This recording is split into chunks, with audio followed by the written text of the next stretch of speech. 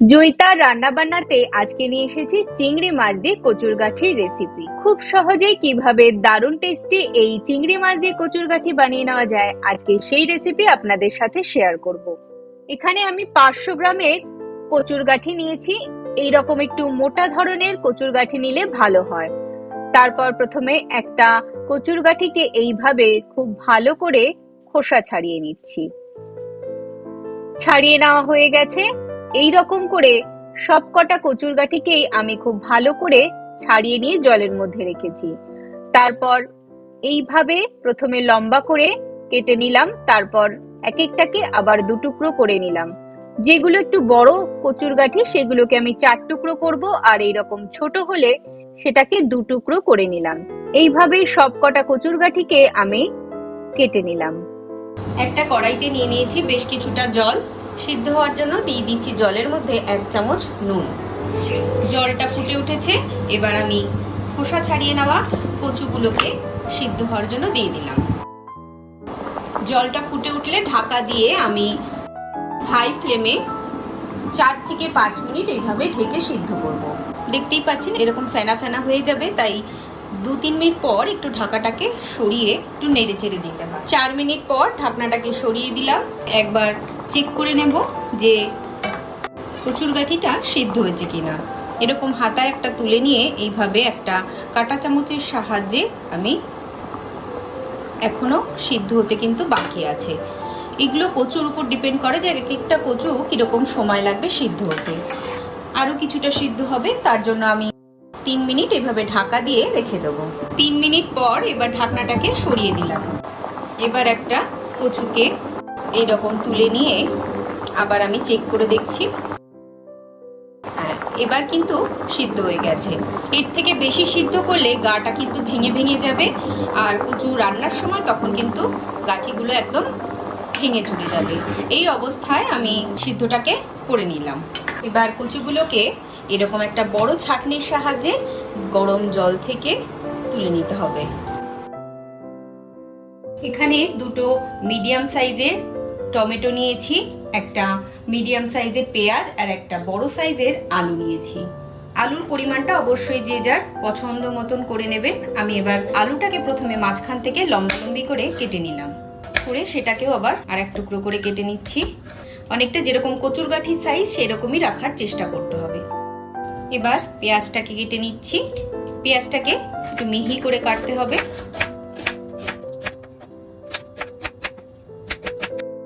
পেঁয়াজটাকে এইরকম মিহি করে কেটে নিয়েছি। টমেটোটাকে প্রথমে 2 টুকরো করে নিলাম।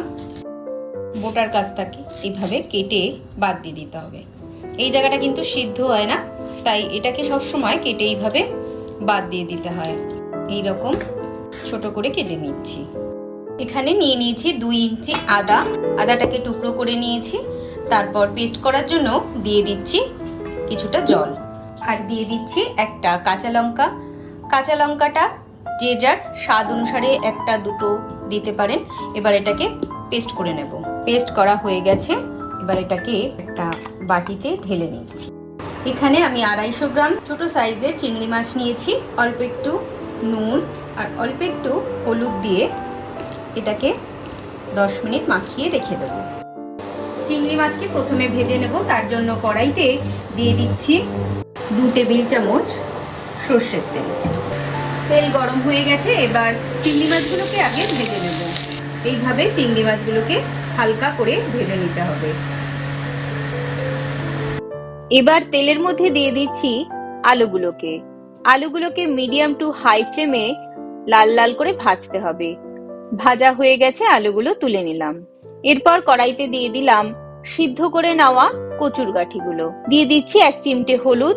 তারপর মিডিয়াম টু হাই ফ্লেমে হালকা লাল লাল করে কচুগুলোকে ভেজে নিতে হবে।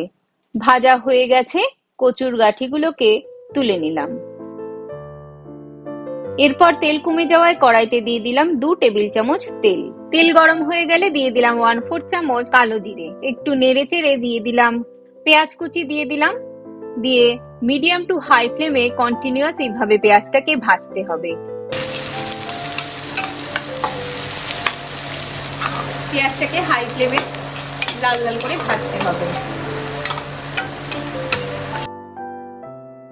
পেঁয়াজটা লাল লাল করে ভাজা হয়ে গেছে, দিয়ে দিচ্ছি বেটে নেওয়া আদা লঙ্কা বাটা। 2 থেকে 3 মিনিট আদা আর লঙ্কা বাটাটাকে ফ্রাই করার পর দিয়ে দিচ্ছি টমেটো কুচি। টমেটো দিয়ে 1 মিনিট এইভাবে নাড়াচাড়া করতে করতে দিয়ে দিলাম 1 চামচ নুন, 1/4 চামচ হলুদ গুঁড়ো, দিয়ে দিচ্ছি 1/4 চামচ কাশ্মীরি লাল লঙ্কার গুঁড়ো।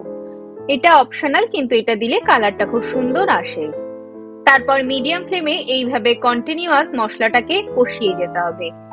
কষাতে কষাতে যখন এইরকম মশলা থেকে তেল ছাড়তে শুরু করবে, দিয়ে দিচ্ছি ভেজে নেওয়া আলু, কচুরগাঠি আর চিংড়ি মাছ। তারপর খুব ভালো করে এইভাবে 1 থেকে 2 মিনিট মিশিয়ে নিতে হবে। এবার দিয়ে দিচ্ছি 1.5 কাপ গরম জল। তারপর খুব ভালো করে মিশিয়ে নিলাম। ঝোলটা ফুটে উঠলে দিয়ে দিচ্ছি 1/2 চামচ ভাজা জিরের গুঁড়ো, দিয়ে খুব ভালো করে মিশিয়ে নিতে হবে। তারপর যখন ঝোলটা ফুটে উঠবে, ঢাকা দিয়ে মিডিয়াম ফ্লেমে 3 থেকে 4 মিনিট রেখে দেব। 3-4 মিনিট পর ঢাকনাটাকে সরিয়ে একবার নেড়ে চেড়ে দিয়ে দিচ্ছি 1/4 চামচ চিনি। চিনিটা অপশনাল, না দিলেও চলবে। তারপর দিয়ে দিচ্ছি 2টো কাঁচা লঙ্কা, এটাও অপশনাল। তারপর খুব ভালো করে নেড়ে চেড়ে 2-3 মিনিট ঢেকে রেখে দিলাম। 2 মিনিট পর ঢাকনাটাকে সরিয়ে একবার নেড়ে চেড়ে চেক করে নেব আলুটা সিদ্ধ হয়েছে কিনা। আলুটা সিদ্ধ হয়ে গেছে। এইরকম অবস্থায় ফ্লেমটাকে বন্ধ করে দিতে হবে। ঝোলটাকে এইরকম অবস্থাতেই নামাতে হবে, কারণ ঠান্ডা হওয়ার পর বেশ কিছুটা ঘন হয়ে যাবে। আমার এই রেসিপিতে চিংড়ি মাছ দিয়ে কচুরগাঠি বাড়িতে একবার অবশ্যই ট্রাই করে দেখবেন। গরম ভাতের সাথে খেতে খুব ভালো লাগে। আর ভালো লাগলে আমার চ্যানেলটাকে লাইক, শেয়ার ও সাবস্ক্রাইব করার অনুরোধ রইল।